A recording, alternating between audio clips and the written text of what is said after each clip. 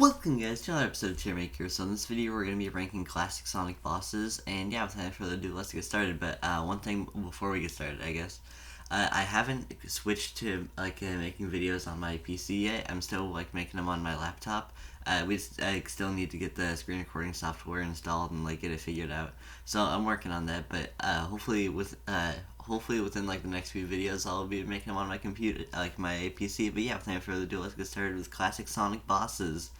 And I will preface this by saying I have played all of them except Sonic CD, which I am still working on. I'm playing it on Origins right now.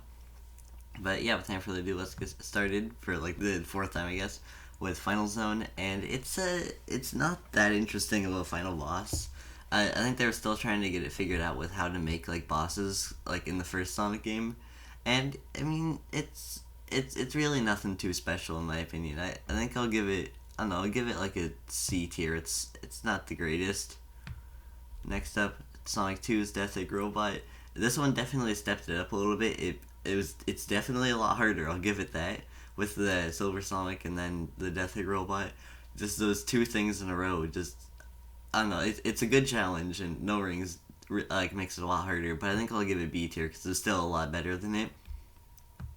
Next up, the Egg Spinner from Sonic CD. Now this is the only one that I haven't done in the classic games, and it looks so bad from what I've seen. I'll give it a D tier.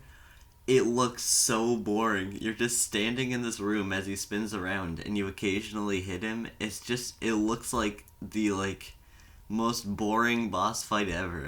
It does not look like a good time. Next up, Big Arm from Sonic 3.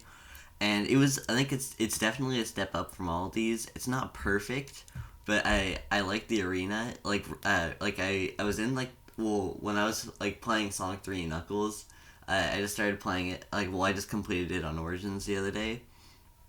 And I'd seen the Big Arm boss fight, but when it puts you on the platform, it starts off with the blue sky, and I was like, okay. And then right as I started to hear that music and the sky gets dark, I'm like, oh yeah, no, this is the final boss. But yeah, I think it's a good way to wrap up the Sonic 3 part and leads into the Ant Knuckles bit, which has the best boss fight with Doomsday Zone and Sonic and Knuckles. And this is just the perfect classic Sonic boss. It's just perfect. I mean, first of all, you're using Hypersonic, which is just a cool thing in of itself.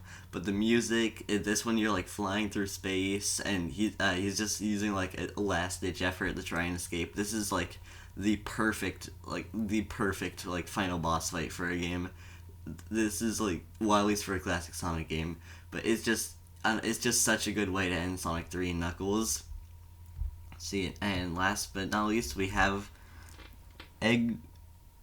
I don't know, I don't know how to pronounce the middle piece, but the one from Sonic Mania, I liked it. It was I've never actually played fought him on my first playthrough of the game. I always had to go back and get the emeralds and then do it because the first few special stages in Sonic Mania are pretty easy, and then they just start to get really mean.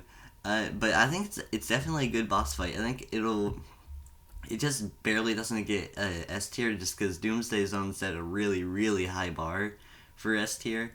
But I think it's still good. You have Supersonic. It has a similar concept to Doomsday Zone, but played out a little bit differently. And I think it's really good. And now that I look at it, this is a very similar ranking to just how I rank the Sonic games, the classic Sonic games. But yeah, after this, I still wanted to complete a few more of the modern Sonic games before I made a full thing of them. So that'll be a video that'll be released sometime in the future, probably after I complete Sonic Adventure 1 and 2. But yeah, that'll be it for today's video. I hope you guys enjoyed, and goodbye. Bon appetit.